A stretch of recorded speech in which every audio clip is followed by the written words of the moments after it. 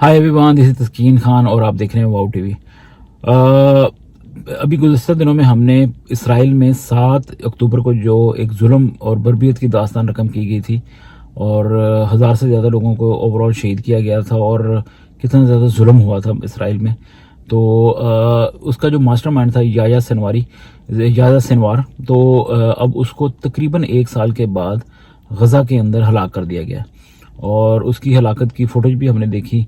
और वो जो जिस कुर्सी पे बैठा हुआ है, बड़ा अजीब सा एक ड्रामेटिक सा सीन था। लेकिन बहरहाल इसराइल के वज़ीर-ए-आज़म बेंजामिन नेतन्याहू ने और उनके साथियों ने और IDF यानी इसराइल डिफेंस फोर्स ने वो हमसे वादा किया था कि ये जो मैसेकर हुआ था, इतना बड़ा जुल्म हुआ था, इसका जो मास्टरमाइंड है उसको इंसाफ के कटहरे में लाएंगे और लोगों को इंसाफ दिया जाएगा। और वो वक्त आया। हालांकि मुझे याद है अच्छी तरह कि अपने बड़ों से ये सुना कि दुश्मन मरे तो खुशी ना करिए, सजना भी मर जाना। किसी की हलाकत के ऊपर कोई खुशी नहीं है, ठीक है ना। और ख़ासतौर पे बज़ाहिर यूँ लगता है कि दिलों के हाल खुदा जानता है, लेकिन अगर कोई शख्स बगैर तौबा की दुनिया से चला गया तो वैसे भी अफसोस ही किया जा सकता है। लेकिन इंसाफ की बात करें तो ये इसराइल के लिए बहुत बड़ी कामयाबी है। और मैं फाइनेंशियल टाइम्स के ऊपर पढ़ रहा था बेंजामिन नेतन्याहू साहब के हवाले से कि 7 अक्टूबर के बाद पिछले साल 2023 में उनकी क़यादत शायद डामाडोल लग रही थी या लग रहा था कि उनकी सियासी पोजीशन जो है पता नहीं अब क्या होगी, लेकिन उनको पे दर पे कामयाब मिली हैं अस्करी लिहाज से। अब देखें ना कि जिस तरह उन्होंने हिजबुल्लाह के सरबराह और फिर इसके अलावा इस्माइल हनिया को हमास की कमर तोड़ दी, हिजबुल्लाह की कमर तोड़ दी, फिर ईरान के अंदर जाके अपने टारगेट्स को अचीव किया। तो ओवरऑल देखा जाए तो अस्करी लिहाज से बहुत बड़ी कामयाबी है। अब मुबसरीन ये भी कह रहे हैं कि वंस एंड फॉर ऑल ये जो दहशतगर्द तंजीमें हैं, इनका एक ही दफ़ा क़यादत का या जितना हो सकता है इनका कला कमा कर दिया जाए ताकि देर पा अमन आए।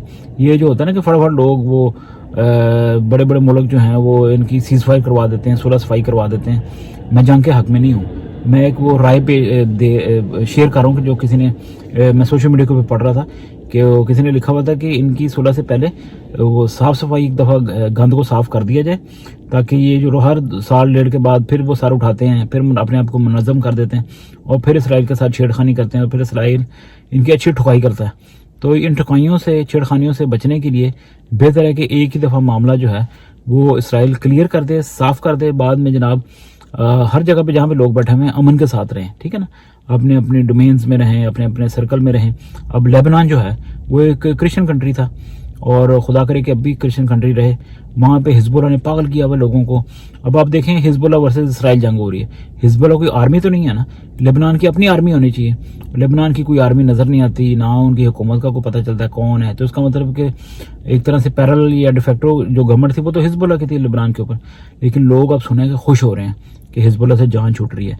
उन लोगों में मसीही भी शामिल है, लेबनीज़, और मुसलमान भी शामिल हैं, सुन्नी। और लोग खुश हो रहे हैं कि यार चलो शुक्र है हिजबुल्लाह से जान छूटी और हमारा मुल्क जो है, जो किसी ज़माने में बैरूत को, जो लेबनान का दारुल-हुकूमत उसको पेरिस कहा जाता था, मिडल ईस्ट का, तो अब वहाँ पर रौनकें बहाल हों। वहाँ पे इतनी प्यारी बीचेज़ हैं, वहाँ पे इतने अच्छे अच्छे खाने मिलते हैं, इतनी टूरिज़म हो सकता है, लोग जाना भी चाहते हैं और जाते भी थे। खुदा करे वो वाले दिन वापस आएँ और अमन हो, और बस दुआ करें।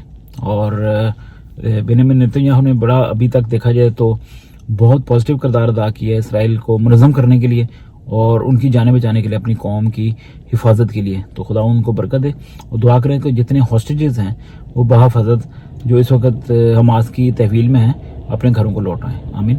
और थैंक यू सो मच। खुदा आपको बरकत दे। अपना बहुत सा ख्याल रखें, इस चैनल को सब्सक्राइब करें। God bless you.